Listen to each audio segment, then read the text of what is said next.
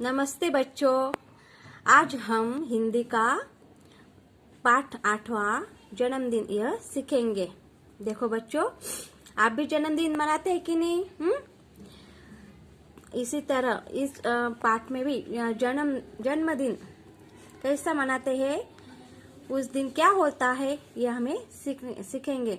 देखो, पहले मैं पाठ परिचय करा देती हूँ। पाठ का लेखक है प्रेम स्वरूप श्रीवास्तव। उनका परिचय: जन्म 11 मार्च 1929, खरोना इस गांव में हुआ है। जिला है जौनपुर, उत्तर प्रदेश। उत्तर प्रदेश राज्य में। रचनाएं, उन्होंने क्या क्या रचनाएं रची है ये देखो। विविध बाल कहानियां, बाल नाटक, लेखक, रूपक आदि। परिचय: आप पिछले 6 दशकों से साहित्य सृजन से संलग्न है। 6 दशक यानी के 60 वर्ष। प्रस्तुत कहानी में पानी के महत्व को बताकर उनकी बचत की ओर ध्यान आकर्षित किया है। देखो, अब इस पाठ में बबलू नाम का एक शरारती लड़का था जो अपने आप में ही मस्त रहता था। अक्सर नल खुला छोड़ देता, पानी बहाता रहता। वह कूलर, बल्ब, पंखा आदि कभी भी बंद नहीं करता था। माता पिता, स्कूल के शिक्षक सभी उसे समझाते रहते, परंतु उस पर कोई असर नहीं होता था। अंत में माँ को मौसी के साथ मिलकर एक नाटक करना पड़ा, जिससे बबलू को समझ आए कि पानी, बिजली आदि अनमोल है। देखो, अब मैं पाठ पढ़ती हूँ, आप ध्यान देना। गर्मी पड़ने लगी थी। गर्मी पड़ने लगी थी। धीरे धीरे उसके तेवर तीखे हो चले। सूरज आग बरसाने लगा, मगर इन सब में सबसे बेखबर बबलू अपने में ही मस्त था। उसे बाथरूम में घुसे आधा घंटा हो चुका था। शावर के नीचे उसकी धमा चौकड़ी मची हुई थी। कभी तो वह शावर के साथ नल की टोटी भी खोल देता। अंत में माँ को ही चिल्लाना पड़ा, बबलू, क्यों इस तरह पानी बर्बाद कर रहे हो? माँ, मैं ऐसा कुछ भी नहीं कर रहा हूँ। मैं तो सब बस नहा रहा हूँ। इस गर्मी में मेरा मन तो करता है कि घंटों नहाता रहूं, बबलू बोला।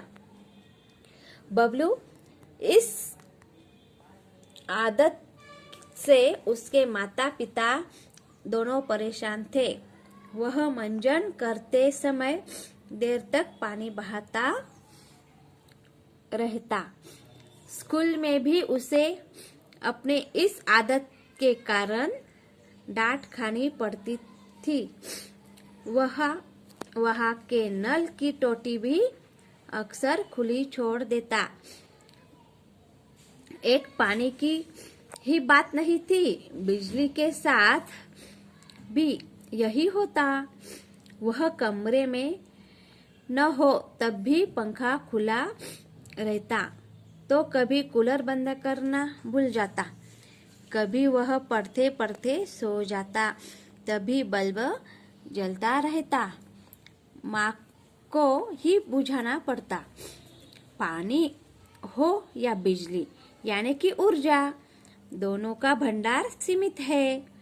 दुनिया के सभी लोग ऐसा करने लगे तो क्या होगा? नहाना वहाना तो दूर, लोग एक घूंट पानी के लिए तरसेंगे।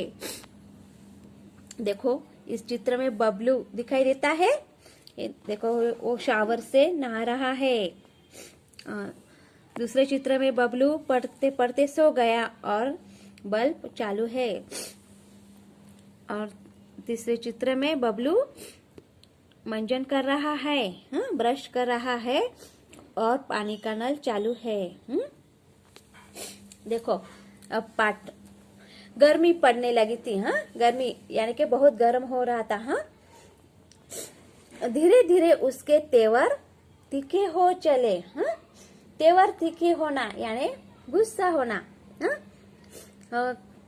किसे गुस्सा आ गया? सूरज को गुस्सा आ गया, इसलिए गर्मी बहुत ही बढ़ती चली। सूरज आग बरसाने लगा। इतना गुस्सा है कि वो आग बरसाने लगा। सूरज का मतलब मालूम है ना? सूर्य। वो आग बरसाने लगा। आग बहुत ही गर्मी धूप बरसाने लगा।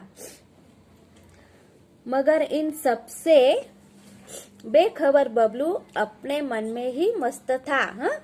बबलू अपने मन ही मस्त था। वो क्या करता था देखो। शावर के नीचे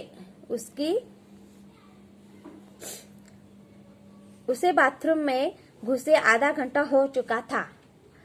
शावर के नीचे उसकी धमा चौकड़ी मची हुई थी।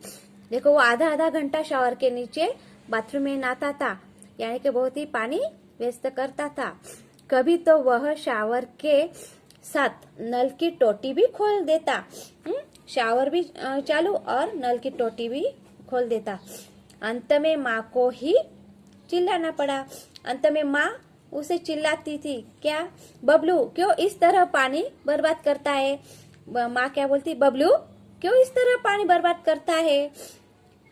माँ मैं ऐसा कुछ भी नहीं करता। बबलू क्या कहता है?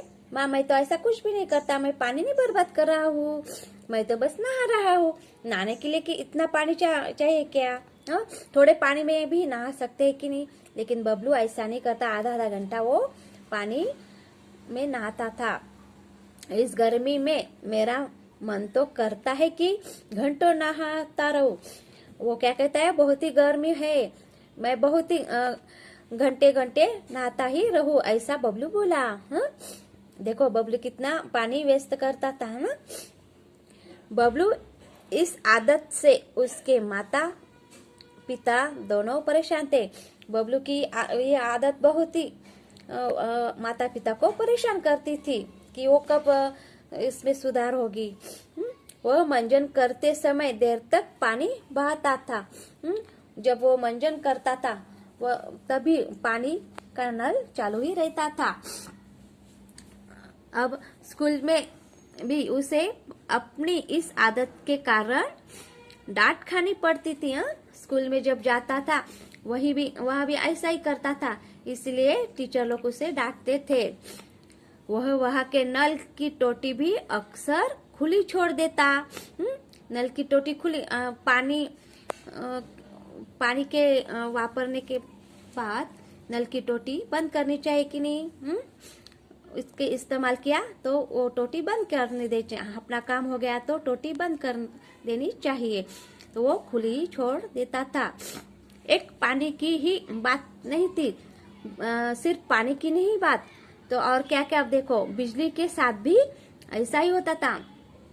देखो बिजली का इस्तेमाल बहुत साधनों में करते हैं। पंखा, बल्ब, लाइट, टीवी, फ्रिज, ऐसे बहुत सारे, वॉशिंग मशीन, ऐसे बहुत सारे ही साधन उपकरण बिजली से ही चलते हैं। वह कमरे में न हो तभी पंखा खुला रहता।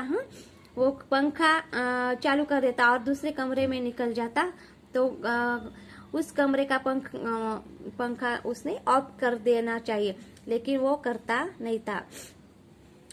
तो कभी कूलर बंद करना भूल जाता, कूलर भी वैसा ही चालू रहता था। इसलिए बिजली का बहुत व्यस्त हो जाता। कभी वह पढ़ते पढ़ते सो जाता।